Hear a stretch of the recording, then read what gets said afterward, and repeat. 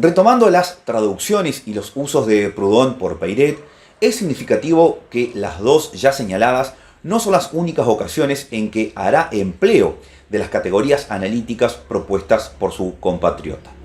En los años siguientes vemos que lo hace en varias oportunidades más.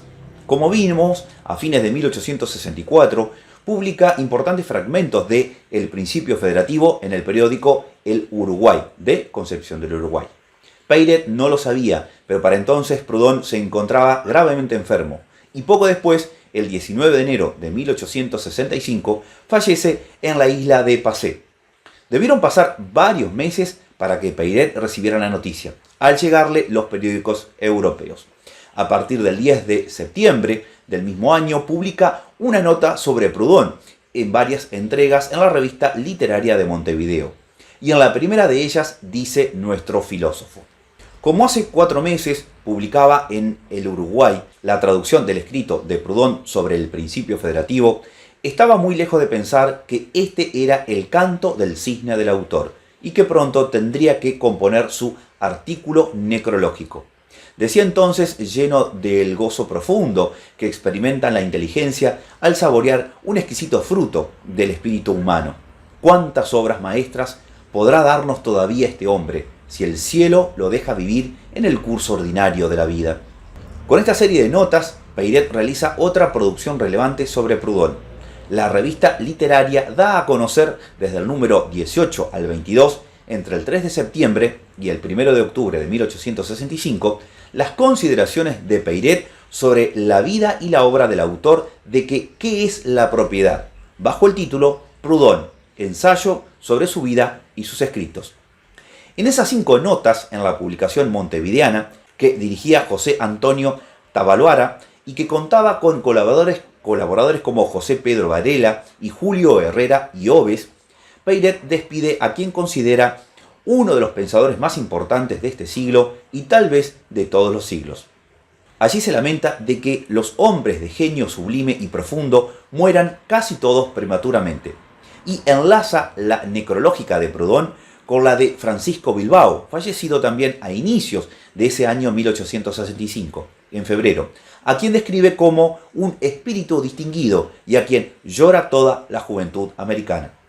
En ese texto, Peyret resume y elogia la filosofía de la miseria, el célebre ensayo publicado en 1846 y que le valió la no menos célebre respuesta de Marx con su Miseria de la filosofía, que marca el alejamiento entre ambos destacados pensadores. En las siguientes ediciones comenta sucintamente otras obras de Proudhon: Idea general de la revolución en el siglo XIX y ¿Qué es la propiedad? Refiere la inserción de Proudhon en la revolución de 1848. Comenta sus ideas sobre el crédito y la creación del banco de cambio, en el que ensaya la propuesta del crédito gratuito y luego se explaya en relación al principio de autoridad, el Estado y la crítica proudhoniana y a Rousseau. Es en base a esta serie de notas, al parecer la primera vez que alguien escribe sobre Proudhon en la capital oriental, que López de Alessandro incluye a Peyret entre los antecedentes más tempranos del anarquismo uruguayo.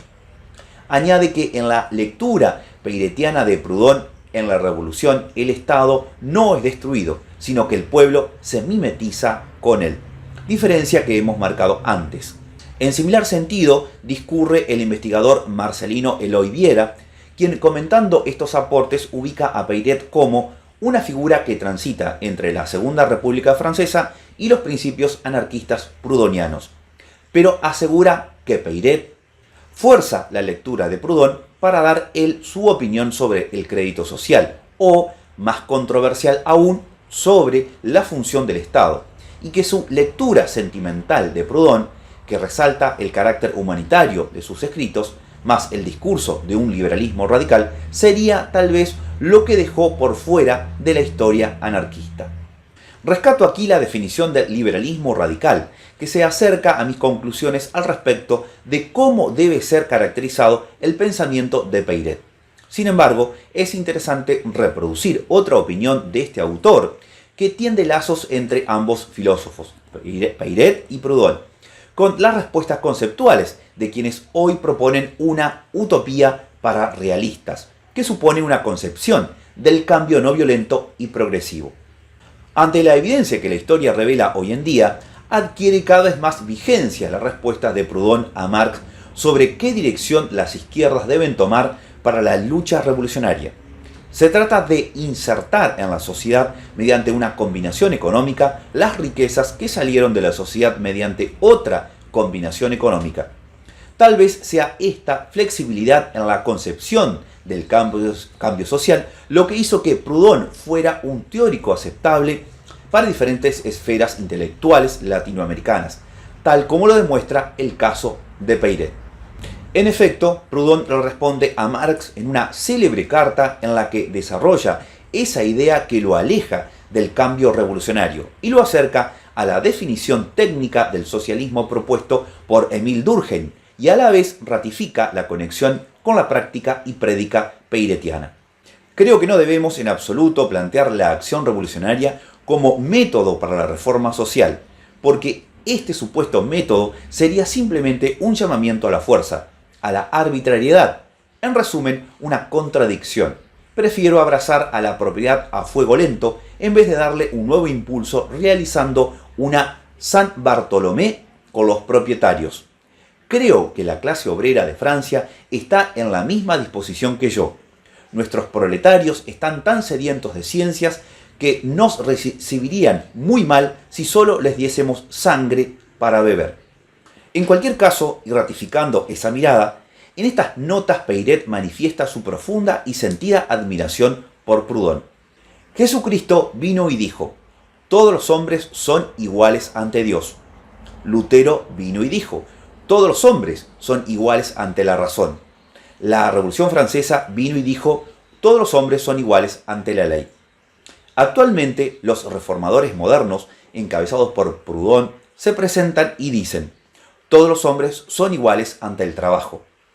Si tal era, en resumen, la reforma propuesta por Proudhon, reforma cuyas consecuencias son de incalculable alcance y que importa toda una revolución social operada sin derramar una gota de sangre.